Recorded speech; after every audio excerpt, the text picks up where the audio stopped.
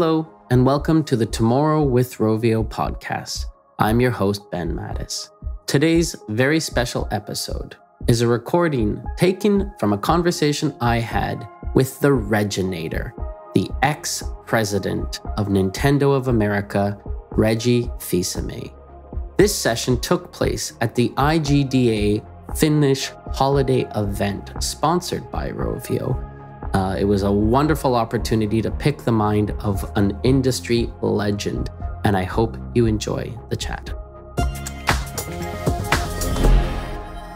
All right, well, thanks very much. I guess just a little bit more about Reggie. I think probably most of you might have heard of him, but some interesting facts. So obviously, recently he was the president, chief operating officer of Nintendo of America. While he was there, he helped bring Nintendo's greatest successes, Nintendo DS, Wii, Nintendo Switch, to the global marketplace. He was the face and the voice that defined Nintendo of America for 15 years. He had a nickname, he had a fan club, he had memes. His legacy has spawned record-breaking business results, memes, worldwide acclaim from business leaders, from fans alike. I was actually watching a YouTube video that he did just a few minutes before this presentation. He's the first African-American president and chief operating officer of Nintendo of America, and he was recently inducted into the International Video Game Hall of Fame. That was in October 2019. Before he joined Nintendo, yes, there was life before Nintendo. He was the senior vice president of marketing at VH1. He drove innovation and numerous other roles across packaged good, restaurant, media, entertainment industries. So he saw a lot, and then he did Nintendo for 15 years. But recently, as you know, he retired from Nintendo. And since that retirement, he's dedicated himself to growing the next generation of business leaders.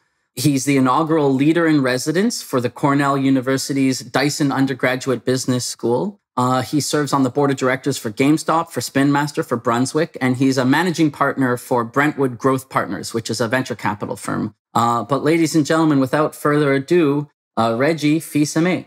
Ben, you made me blush with that introduction. Thank you so much for all of those kind words. Oh, well, it was a pleasure. I wish I could take all the credit. Actually, someone helped me with some of the fact finding, let's put it that way. But clearly, your career had a lot of memorable moments along the way. And that's really what we want to get into is picking apart a little bit some of your career and your thoughts about the future. So let's start with intellectual property.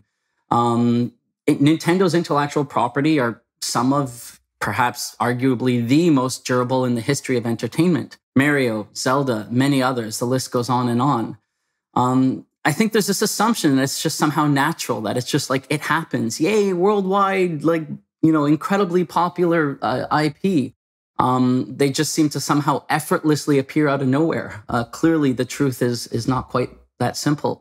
Can you shed some light on your experiences and observations there? So building forever franchises, how do you protect and modernize them? Anything from your time at Nintendo or otherwise that sort of sits on that theme? Sure, I'm happy to share. And let me just set the stage a little bit.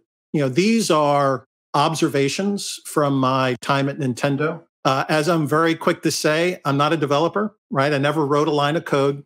But certainly, I was there as discussions were had in terms of how to keep key franchises fresh, key franchises like Zelda, key franchises like Mario.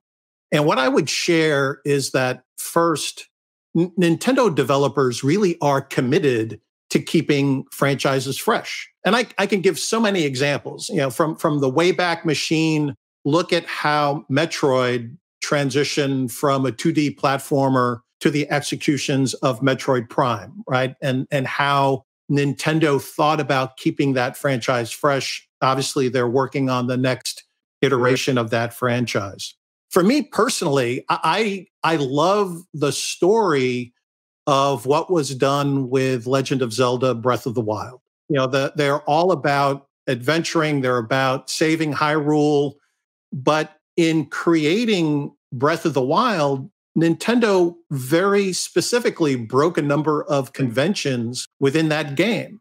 You didn't have the linear format that you typically do in a Zelda game. It was much more wide open. The way they handled the the side missions and the quests were a new introduction. The fact that your weapons would break, right? So here you would go, you'd find this wonderful weapon and it would break, versus in the traditional Zelda games, it was all about finding that one tool, that one weapon that would allow you to unlock that next dungeon. So very purposeful in how they think about reinventing a franchise to keep it fresh.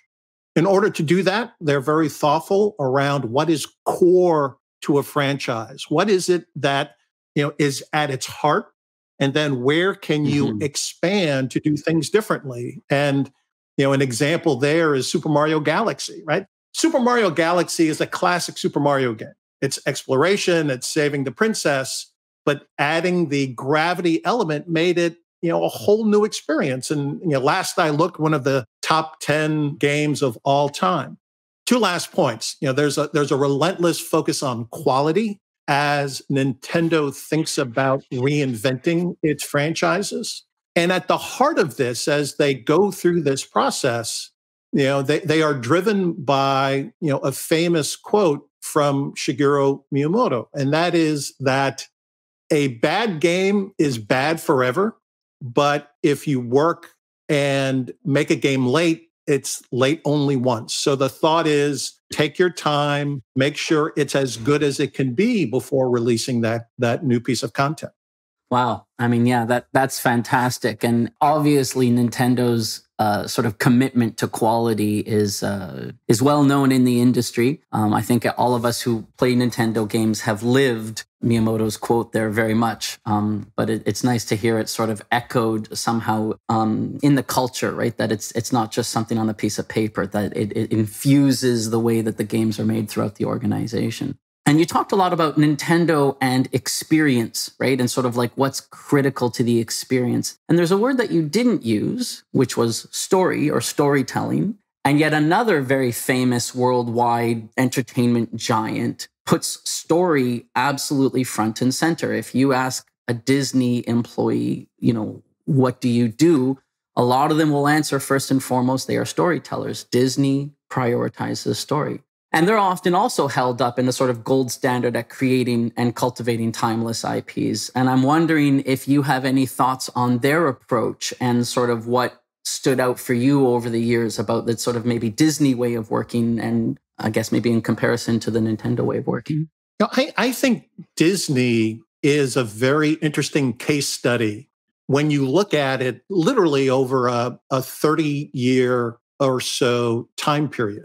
And I would say in the 70s, 80s, early 90s, Disney's approach with their intellectual property was to launch it and then put it in the box, meaning, drive engagement with a theatrical release to then bring it out in a DVD format.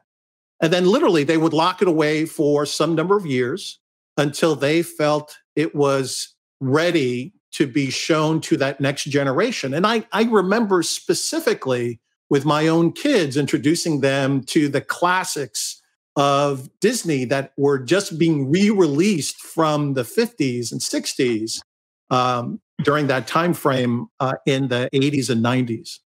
I would then say that Disney went on a slightly different path, focusing much more on ubiquity. So this was, the launch of the Disney stores, and you could buy something that featured their intellectual property in a variety of different ways: clothing, toys. It really was, I would argue, a much more ubiquity type of approach. And now jump to today. And I'm just struck by the fact that within the last couple of weeks, Disney announced over 50 different initiatives that are leveraging their intellectual property, their new expanded intellectual property, including the Marvel universe and the Star Wars universe. But, this massive number of announcements that largely they're bringing direct to the consumer through Disney Plus. And so, their new incarnation and how they're managing their intellectual property is with a strong focus on direct to consumer. And extending their properties, bringing new life into properties, telling new side stories within their intellectual properties as a way to broaden it out. And it's going to be interesting to see how this plays out. Some people have reacted with questions around quality, right? Can all of these really be all that good that they're working on at the same time? We'll see. Time will tell. But it is different type of approach today than, as I said, 30 years ago, where they were much more holding back their IP. And I would say right now they're letting it explode in a way direct to consumer. Yeah, and it's hard to look at what they're doing and say that's not working or that's not going to work because clearly they're having some successes with, as you said, the Marvel catalog, obviously the Disney, the Pixar catalog, etc. That's really interesting. I hadn't actually thought of the sort of 3 eras of Disney like that. But I guess I may be sort of piggybacking off of that or like a continuation of that. Who else catches your attention? What other companies, if there are other companies, did you feel have done or are doing an outstanding job at creating and protecting these sort of global entertainment IPs? Is there anyone else that you sort of paid attention to over the years? So here's what's interesting. As I personally have thought about examples of companies who've done a masterful job of managing their IP. And I would use these companies in conversations with senior Nintendo executives, Mr. Iwata, Mr. Miyamoto, as examples. But what I find interesting is that, in fact, Disney has bought some of my key examples. Lucas and Star Wars did a masterful job managing their IP. And you could say what you want about the prequel stories, but they were very purposeful in setting up what were the original 3 episodes of the Star Wars adventure. What they've done more recently with Rogue Squadron and some of the other side elements, I truly think has been masterful. And then obviously how they've brought that into a games experience. The other company I would use all the time was Marvel. I read comic books early on, loved X-Men, loved the X-Men movies, loved the franchise. But they're a very interesting case study. As Marvel tried to transition as a pure play comics book company to a broader entertainment company, the fact is they stumbled. And they made some choices on which movies to release. They made choices on partnerships and how they locked up certain intellectual property. And arguably over the last 10 years, they've focused on bringing back control of the Marvel universe. So they're a very interesting case study for a company that arguably at one point lost control of their intellectual property and then have been on a mission to really bring it back. So, those are 2 examples that I have used and I continue to use just based on what they're doing. I'd say in the gaming space, I think there's some studios that have done a masterful job in creating and driving their intellectual property. Rockstar, what they've done with Grand Theft Auto, what they've done with Red Dead, I think has been masterful. Bethesda has done a wonderful job. And I think right now in the moment, the collection of Sony studios and the content they're creating and building out new IP, as an executive and as someone who's looking out and seeing how different companies are doing things, I think they are a very interesting story that is unfolding in front of us in how they're creating and managing new IP. Oh, that's very cool. I don't know if there's any people from Sony listening, but if there is, I'm sure they'll take that as high praise. And it's also very interesting to hear after the fact, a Nintendo exec or an ex-Nintendo executive throwing praise towards Sony. You don't always get that, so it's nice to see. Just to make the point, but to me, this is one of the wonderful things about our industry. I mean, our industry is dominant today in entertainment, by far bigger than music and movies, including streamed video content. And yet ours is actually a fairly small industry. I know the executives at Sony, at Microsoft, at Bethesda, so many of the companies. Actually, in my retirement, I've gotten to meet more executives from a variety of different places. So, I do believe, as an industry, we should be forthcoming with our praise and our observations of what other creators are doing. We should take inspiration from that. Couldn't agree more. Okay, so obviously Nintendo, very distinctly Japanese company, and yet their properties definitely resonate worldwide. Any sort of similar to how you were talking about some of the things that the developers kept in mind when trying to make, sort of evergreen franchises or reinvent franchises. Any thoughts to share on how Nintendo does that? How do they make properties? How did you, in your tenure at Nintendo, help ensure that there are properties that might have been Japanese in origin and original intention that became so culturally relevant worldwide? A few things. First, I think it's fair to say that Nintendo has its own very unique culture. I would not call it a traditional Japanese company. Its culture is very different than other companies that are headquartered in Tokyo, for example.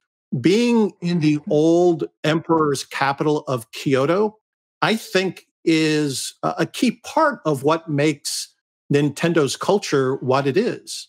As the old emperor's capital, when the emperor moved to Tokyo, he would still send people back to Kyoto for the linens, the sake, the pottery, and there's this thought of Kyoto craftsmanship. It's a level of quality that is unsurpassed, that really dates back to the earliest of times for Kyoto. And I believe that Kyoto craftsmanship is a key part of the culture at Nintendo. It's this maniacal focus on quality. It's a focus on making things the very best it could be. The other piece I'd say about Nintendo and its culture is that it's a company driven to do things that other people haven't done before. And that dates back to its playing cards days, its history as a toy company. So innovation is really the driver in everything they do. In terms of the content and how the content is ubiquitous in terms of its appeal, it starts with the developer's mentality in creating ideas, and in particular creating gameplay that is universal. But the other piece I would have to highlight is the localization team at Nintendo of America. Right, this is the group known as the Treehouse. This group does more than localize the content. They acculturize content. They really work hard and hand in hand with the developers to make sure that the content is going to be globally appealing. And even when at its heart a franchise may have origins in Japan or in the medieval times of Japan, and in this way, I think of the franchise Fire Emblem, right, which at its heart has some core Japanese components to it. But the Treehouse worked so hard to really broaden the appeal, and now, this franchise is a key franchise for Nintendo, having success not only on their own platforms, but also in the mobile space. And so this group, and this is something I would challenge all of the developers who are watching this. The group that works to acculturize content and doing that hand in glove with the developers, to me, is so critical. And I would say that is a key part that has driven the success of Nintendo. So we all need Treehouse teams. Curious, where did the name Treehouse? You call it the Treehouse team. Where did that come from? That's a great question. I have to honestly say that I myself don't know the true origin. There's a lot of stories that have been told. There's a lot of stuff in old news articles. But by the time I joined, it was already called the Treehouse. every time I asked the question, so where did this start? I'd get these little sheepish looks like, they were trying to hold that secret very close to the vest. It's because they don't know either. That's right. It's a secret. Nobody knows the real truth. It just spontaneously grew out of nowhere. Okay. You talked earlier about games as a dominant entertainment form, yay us. And you talked about movies, and you talked about cinema, and TV shows and radio and music and that kind of thing. Let's just spend a few minutes talking a little bit more about movies. For years, 20-some years, almost 30-some years, Nintendo didn't make live action movies. I mean, basically, there was the 2019 Detective Pikachu. And then before that, what I have here, the note is 93's Super Mario Brothers movie. And then in between, there was no live action. So I would imagine there were plenty of opportunities. And so the fact that there weren't live action movies in that phase was probably a conscious decision. Anything to share on Nintendo's attitudes towards film and sort of maybe how it evolved over the years? Sure. And again, the 1993 movie predates me, but I saw that as a consumer. The facts are that movie lost something like $750 million in 2020 dollars. I think if you look on any rating, it's got a pretty mediocre rating as a film. And so it was a low quality piece of content. Whoever was involved, and of the $750 million, I don't know how much of that was Nintendo money, but it lost money, and that was a shocking learning, I think, for the company. And as a result, the company decided that should it do more outside of the gaming space, that it needed to have much more control. And so while you're right that the company didn't do any other live action films, they did a number of animated films. There was animated Pokemon series. There was an animated Kirby series. There was, in Japan, an animated Legend of Zelda series. More recently in my tenure, we did some work with Pikmin and created some short films, and then obviously entered into the agreement to create a Super Mario movie. And so what the company learned is you need to have control of your destiny in this space, point number one. Point number two, the company made a focus to have senior-most executives involved in this activity. So Mr. Miyamoto is heavily, heavily involved in the Super Mario movie. He was heavily involved in the Universal Studios activity that's going to be launching early next year. A number of other key Nintendo development executives were involved in that relationship with Universal Studios. So executive involvement was the second thing they learned. And then the third thing they learned was that you need to work with great partners. And investing a lot of time and energy to vet a partner, to make sure that the partner has a vision consistent with what you want to do, was a key learning. And then as the company applied these learnings, it took time to find the right partner and figure out how to structure these types of activities. But you see a lot of that happening now. You see the Universal Park activity, the Mario movie activity. And so, that's what the company learned from that 93 really debacle and how it's being applied today. I mean, that theme park looks fantastic. It's hard for me to imagine getting on a plane, flying to the other side of the world, and then walking around bumping shoulders with a bunch of strangers. But if I were going to do that, it would be to go to that theme park because it looks wicked. Okay, so maybe you have something to say to just flesh that out. What you just said about the sort of lessons learned was really interesting, but at the heart of that is perhaps maybe a sort of conflict that is perceived in making movies, right? You've got the artistic tug of war between the director, the actors perhaps, and perhaps the business considerations, the executives of Nintendo or what have you. Any further thoughts on that and sort of how that tug of war manifests and whether there's any lessons to be learned there for future people facing this?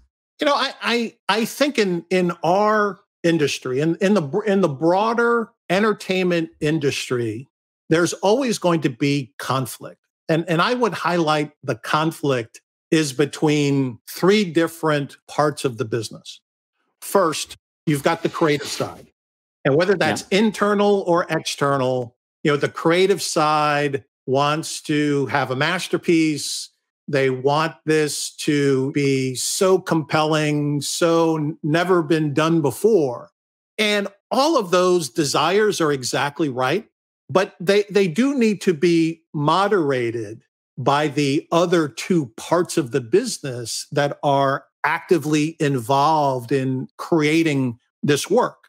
So in addition to the creative side, you've got the business side. And the business side has to be the part that makes sure that things run to budget, that to the extent there's added investments, that those added investments make sense. Because in the end, ours is a business, right? And whether it's creating games, whether it's creating movies, you need to find a way to make money in the venture because otherwise it's a charity. And last I looked, none of us are running charities. And then the third conflict is what I would broadly call culture. And what I mean by culture is, what's going to be appropriate at the time and what's going to make sense in today, as well as potentially looking out into the future. So there's a relevance that needs to be thought about. There's a sense of, am I telling a story that potentially can live on and truly be a timeless masterpiece? Or is it something that's just going to live in today? And certainly, to the extent you create something that has longer legs and is a more core part of culture, global culture, your success rate can be higher. So those are the different elements that I see and how they all interplay. And in my view, one of these, shouldn't be dramatically stronger than the other. If you've got an effort that's purely driven by the creative side, that can be a problem. Just like an effort that's purely driven by the business side could be a problem. And so in my view, these three vectors need to be managed in tandem in order to get the best piece of content, the most compelling piece of content that you can get. And again, it's not easy. There are, a limited handful of companies that do this in a phenomenal way. But as I think about this broader entertainment space, that's how I see the ebb and flow and the different parts of an organization that need to come together to create something that's truly going to be masterful. No, and it's great. And the question was specific to movies. You've broadened it to entertainment as a whole, which is wonderful. And I love what you said about the third team, the sort of cultural team, almost like the cultural resonance team or something like that. And I immediately started building in my head pictures of this sort of modified version of the treehouse team, right? Whose job isn't just to think, how does this thing work within our culture today? But it's like, how can we predict where our culture is going in the next few years? And is this piece of creative going to kind of, weather the storm, as it were? So that's wonderful. It's really interesting. And it actually creates a wonderful bridge as we continue talking about sort of the different branches of entertainment. Rovio are obviously a mobile games first company. And so mobile is something we believe in, we take very, very seriously. For years, Nintendo didn't do mobile. And then in 2016, that changed. And Nintendo is, dipping its toes in, or depending on your point of view, jumping into the deep end. So I'm just wondering, what do you think about Nintendo's ventures into mobile, and how do you think these ventures into mobile affected the company's thinking about IPs moving forward? So the topic of mobile within Nintendo, was actively discussed topic. From the outside, there was tremendous pressure of people saying, well, just take your Game Boy Advance games or take those early DS games and just put them on mobile. Or better yet, take the library of Nintendo Entertainment Software or Super Nintendo Entertainment Software, just put that on mobile, you'll make a ton of money. And I think the Nintendo executives were quite right in saying, no, that's not going to be the way for this company to enter mobile. If we're going to do something, right, going back to the ethos of it has to be the highest quality, it has to be unique and differentiated, the company believed that in order to go into mobile, it needed to approach it in a way consistent with those values, in a way to do it successfully. So lots and lots of conversation, lots of thought around how to enter this space. And in 2015, Mr. Iwata, in a press conference, announced that Nintendo was entering into mobile, created a number of business partnerships in order to try and do it as effectively as possible. And that was the key driver, how to do this effectively. I think it's fair to say, right, as an observer looking at the results, that Nintendo is still learning how to be successful in the mobile business. And they are recognizing, and this is for all of the mobile developers that are watching this, that mobile is a unique space that has its own development challenges and its own ways of driving monetization. And that's different than selling single packaged games. And that's a learning experience that Nintendo is still going through. I would say that Nintendo has produced some really high quality initiatives in the mobile space. Super Mario Run as a piece of content, and is it fun and is it compelling and is it true to the Mario experience? Absolutely. But there was a monetization choice made that really minimized its access and minimized the monetization. You look at what the company's doing with Fire Emblem, a different monetization scheme, by the way, and they're having quite a bit of success. So, the company is learning. I say all of this as an observer who's, been away from the company for coming up on 20 months. But, I do believe that the company is going to continue to work in this area. And that's because the fundamental reasons that Nintendo entered mobile are still there, right? The ability to reach and touch consumers in a way that they can't with their dedicated consoles. And this reach is especially important when you get into markets where the purchase of a console is, it's a super luxury item. I ran the market in Brazil for example, as the leader for Nintendo of America. Tremendously difficult market because of the per capita income compared to the pricing of consoles and games in the marketplace.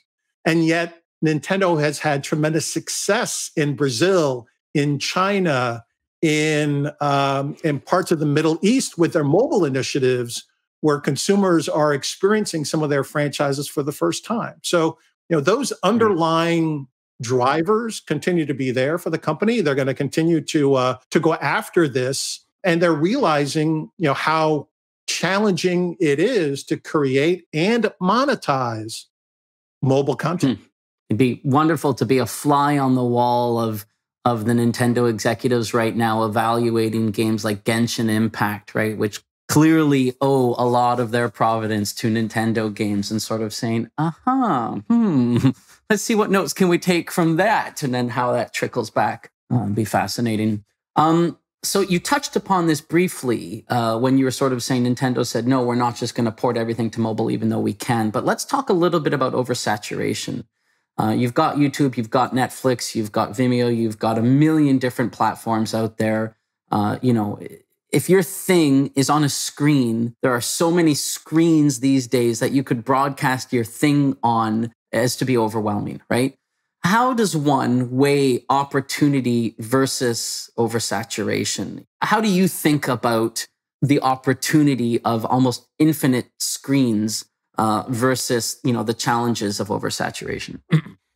So this is a really broad topic in terms of thinking about platforms and whether they be video-based platforms, video streaming as an example, whether you think about gaming platforms or gaming access platforms like Android and Apple, whether you think about what platforms can be in the future. And so let me start by answering this generally, and then we could get into some specifics. When I think about business opportunity, the first question I always ask is, what's the objective? What are we trying to accomplish? And it's interesting, this is where you see the personal legacy you've left on an organization, because I would be relentless in this. I'd be in a meeting with Nintendo executives in Kyoto, and I'd be challenging, what's the objective? Fundamentally, what are we trying to do? I would ask my team at Nintendo of America the same questions.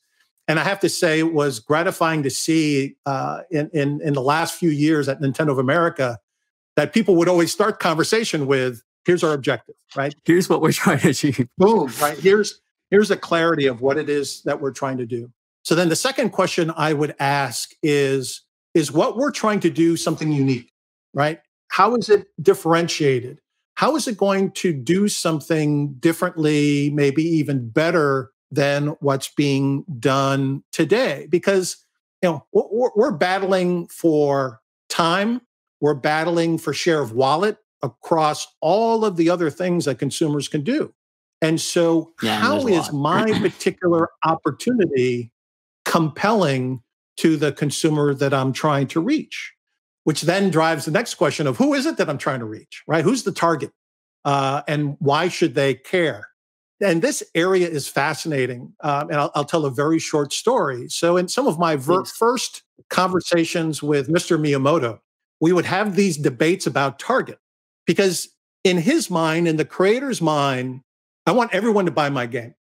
I want everyone to buy my game. And I would push back and say, Mr. Miyamoto, I can't market to everybody. I've got to focus my messaging. Now, hopefully, with a compelling product, it'll branch out. We'll get adjacents within my target audience. But I have to start with an understanding of who's my target. And so this was a very interesting dynamic between, at the time, the marketing executive and the creator around being thoughtful around who it is that you're trying to appeal to.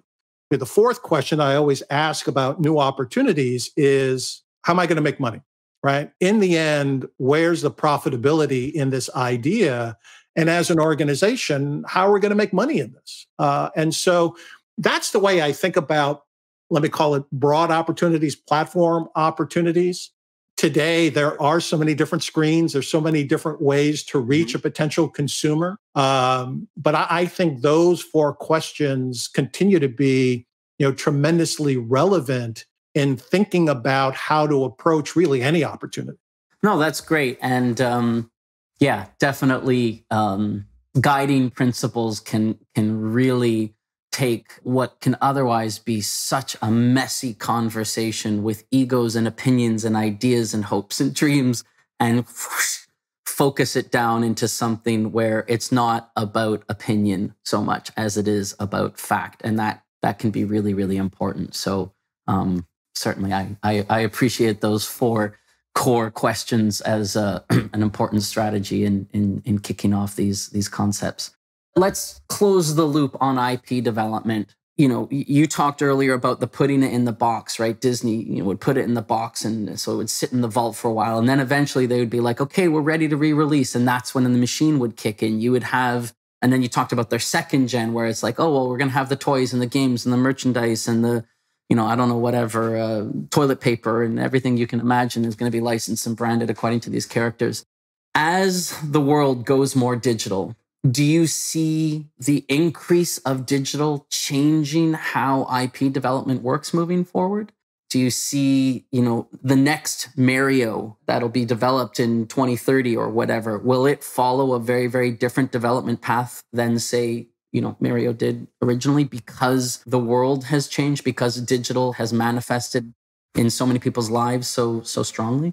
Yeah, I absolutely believe that 10 years from now, 20 years from now, the digitization of entertainment is going to fundamentally change how new entertainment properties are brought to life out in the marketplace. Absolutely. again, based on consumer access to those screens, distribution models, all of that is absolutely going to come into play. However, I do believe that physical is going to continue to be important, right? And I would paint this vision when we were talking about the different Nintendo initiatives in broadening its IP. And that was, I want to surround the consumer with my intellectual property. So the example I would give is, I'm a consumer and I've been sleeping in my Super Mario bed sheets. And I wake up and I put on my Super Mario t-shirt and my Super Mario Vans. And as I'm on my way to work or way to school, I'm playing Super Mario on my device of choice, whatever that is, whether it's today and it's the Nintendo Switch or it's 2040 and it's something else. And after I go to work or go to school, I go watch a Super Mario movie. And then I get home and I make plans to go to the Super Mario theme park, right? So these are a combination of physical and digital experiences that in the end are surrounding my consumer. And I think in the end, that's the objective. You want to surround your consumer with ways to engage with your intellectual property the way they want to, and the way for them to then show off their love of that intellectual property, hopefully motivating other people to maybe try out or engage that intellectual property. I continue to believe that that is the mission of IP creators, content creators. How do you surround your consumer with your intellectual property in a variety of different ways, including ways that today we haven't even thought of? A brand ecosystem, as it were. Exactly. It's why we're seeing some of these crossovers today, right? A Roblox event that literally has tens of millions of people engaged, or Fortnite. Now, I have to say, you need to be careful also as that IP holder and content creator. Again, as the dominant form of entertainment, there are a lot of people who want to access your IP to build their own brand. And so as the IP holder and content creator, you need to stay as pure as possible. And yes, engaging with other partners, but they need to share your mission. They need to share your values. They need to, in some way, add value to what it is that you're trying to do. Otherwise, it's what I call borrowed interest.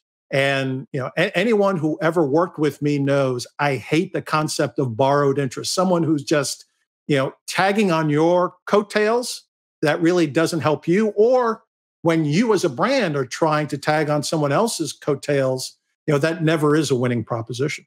Wow, that is amazing. And I look at the brand crossovers that are all over the place these days. You see the Travis Scott concerts and the Lil Nas X. Lil Nas X in Roblox was 31 million people. I mean, it's unbelievable. He couldn't even in his wildest dreams, even if he was touring nonstop 24/7, 365, he wouldn't hit 31 million people. And he does one live show in Roblox and boom, it's 31 million people.